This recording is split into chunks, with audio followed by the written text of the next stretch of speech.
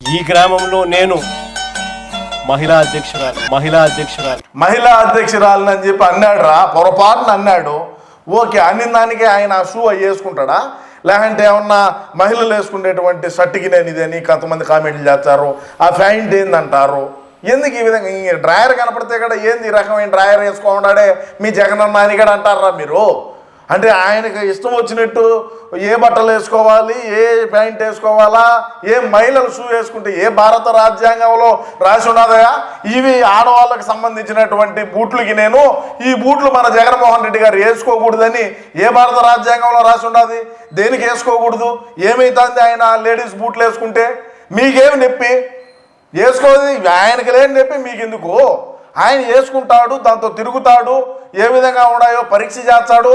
సరే ఇంట్లో వేసుకొని తిరుగుతాడు అనుకో, సరే ఎన్నో పొరపాటున బయటకు వచ్చినాడు.